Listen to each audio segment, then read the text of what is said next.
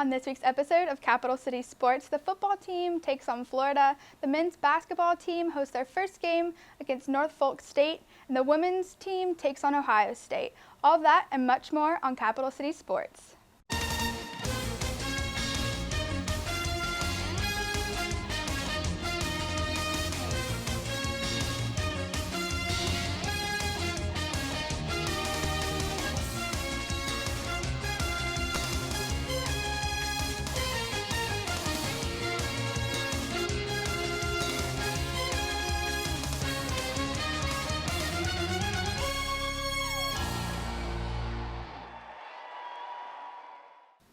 Welcome to this week's edition of Capital City Sports. I'm your host, Kristen Whitaker.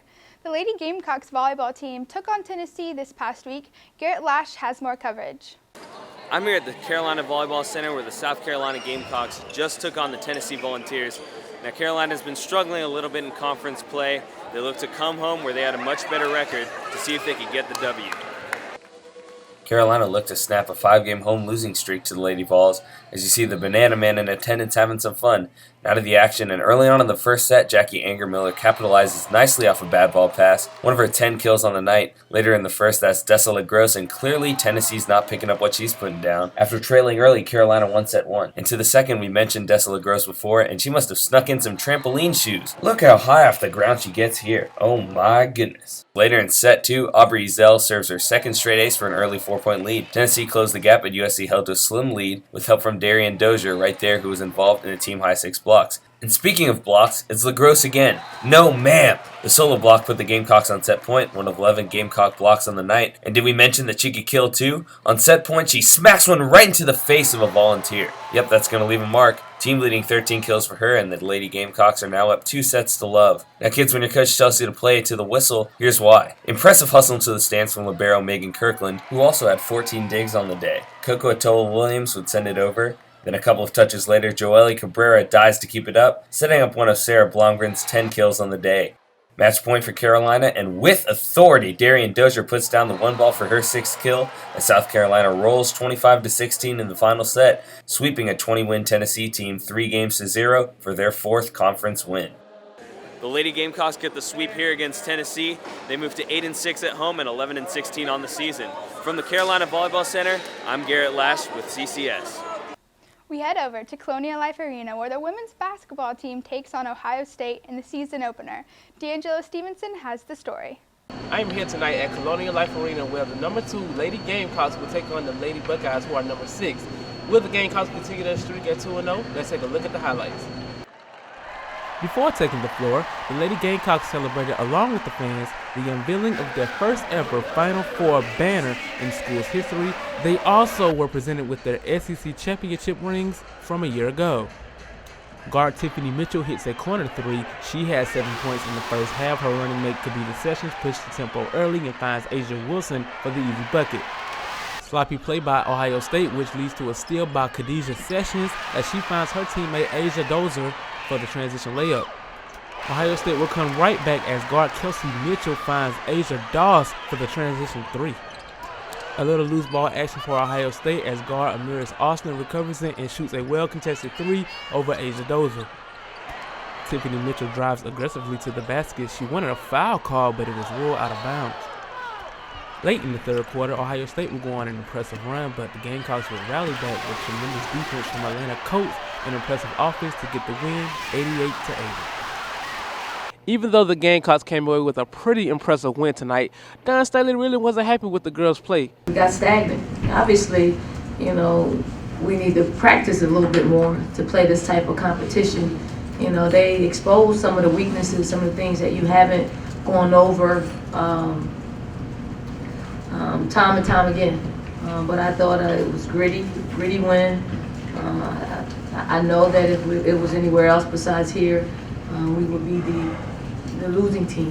Lady Gamecocks improved to 2-0, and they will take on UNC Greensboro on Sunday. On behalf of Capital City Sports, I am D'Angelo Stevenson. Good night.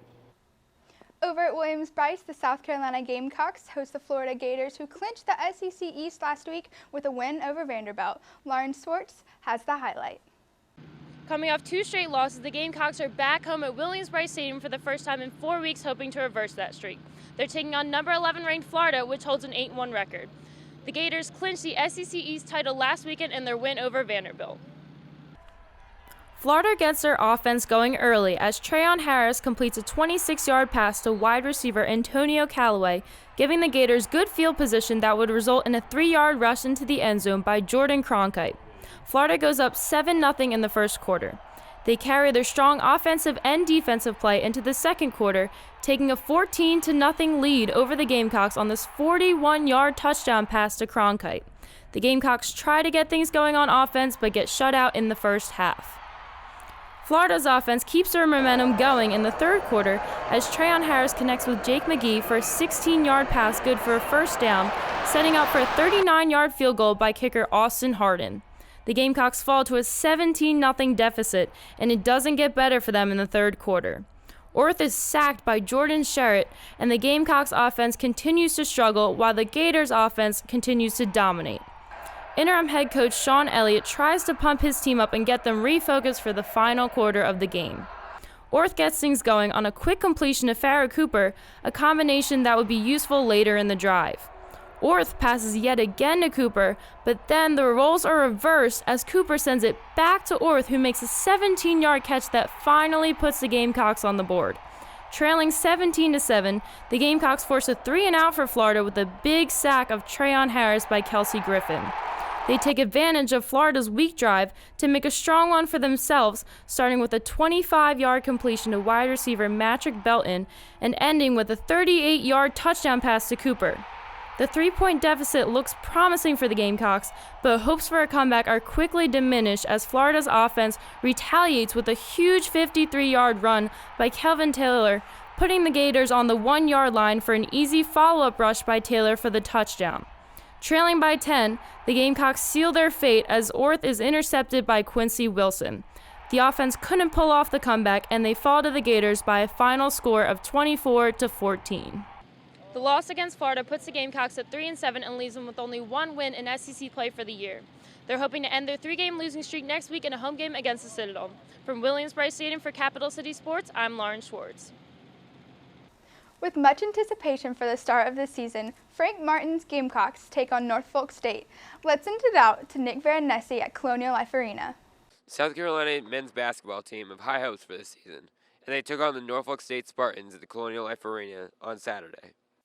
South Carolina guard Dwayne Notice got off to a very hot start for South Carolina, hitting 3 threes, including a 4-point play. He also grabbed an offensive rebound following a missed 3-pointer and took it in for a layup, giving the Gamecocks a very early 18-6 lead. He finished the game with 14 points. But Norfolk State countered with a strong shooter of their own.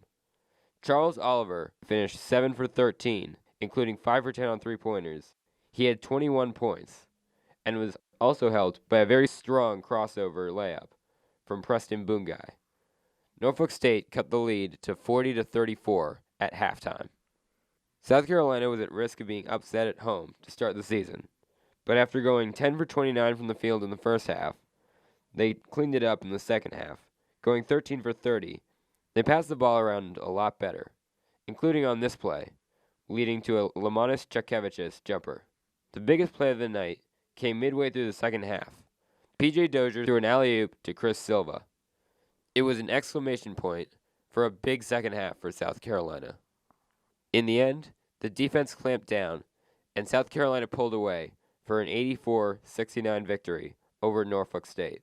4 players scored in double figures, and the Gamecocks had 19 offensive rebounds for the game, leading to a 15-point win. They will take on Oral Roberts on Monday. For Capital City Sports, this is Nick Veronesi. Well, that'll do it here for this week's episode of Capital City Sports. Be sure to like us on Facebook and follow us on Twitter at CCS on SGTV. For all of us at Capital City Sports, I'm Kristen Whitaker. Thanks for watching. We'll see you next week.